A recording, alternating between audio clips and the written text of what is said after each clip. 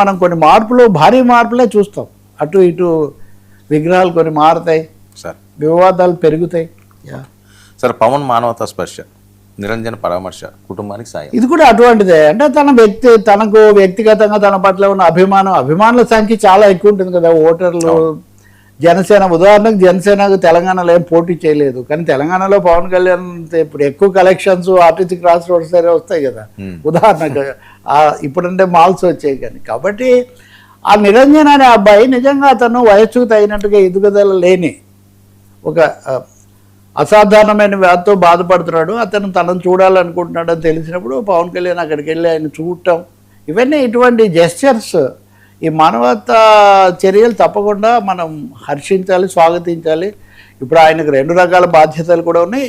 ముందు నుంచి కూడా ఈ లక్షణం ఉంది. అది కౌలు రైతులకు సంబంధించిన విషయాలు వచ్చినప్పుడు కానీ, కొన్ని ఇంకోటి జరిగినప్పుడు కానీ అక్కడికి వెళ్ళటం, వాళ్ళని పరామర్శించడం, తర్వాత కూడా చేయటం, లేకపోతే అక్కడ ఉత్థానం, కిడ్నీ అంశాలు ఇట్లాంటివన్నీ చేస్తూ వచ్చారు.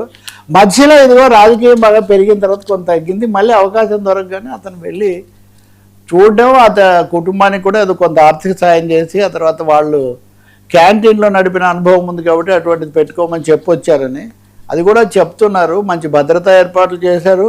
మూడవది, ఇటీవల కాలంలోనే హైదరాబాదు, తెలంగాణకు రావటం, ప్రతి సవాళ్ళు కొంతమంది రాజకీయంగా నడిచినప్పుడు ఆ రాజకీయ రణంతో, ప్రాంతీయమైన సమస్యలతో సంబంధం లేకుండా ఒక నాయకుడుగా, ఒక మనిషిగా, నటుడుగా, హీరోగా ఆ కుర్రాడు కూడా అప్పుడు డ్యాన్సులు అవన్నీ కూడా చూపించాడు. అన్ని చిన్న గబ్బర్ సింగ్, లిటిల్ గబ్బర్ సింగ్ అంటారని. పిల్లలు అంతే కదండి, వాళ్ళకి ఇవన్నీ మాయాబాబు ఏమీ తెలియని పిల్లలారా, పిట్టల్లారా అని వాళ్ళకి ఏముంటుందండి, ఏం చూస్తే అది నేర్చుకుంటారు. ఎవరు నచ్చితే వాళ్ళని అభినందిస్తారు.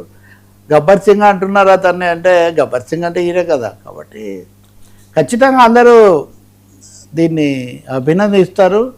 ఈ లక్షణం కూడా పెరగాలి. మానవీయత మిగతా ఎలా ఉన్నా కానీ తప్పకుండా వాళ్ళను కానీ ఇంకా అటువంటివి ఏమున్నా ఆరోగ్య సదుపాయాలు కూడా పెంచాలి. కానీ ఇతని ఆరోగ్య సమస్య అసాధారణమైంది, అది సాధారణమైంది కాదు. కాబట్టి ఆయన వచ్చారు వెంటనే, మంచిదే. ఇంత రాజకీయ ఒత్తిడి మధ్యలో కూడా వచ్చి కలవటం, వెళ్ళటం, అదంతా.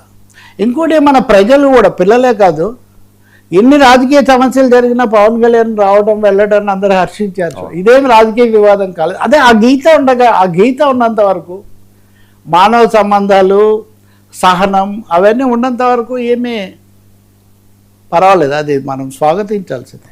సార్ వాళ్ళు చేయగలిగేది కూడా చాలా ఉంటుంది. ఒక మంచి మాట చెప్తే.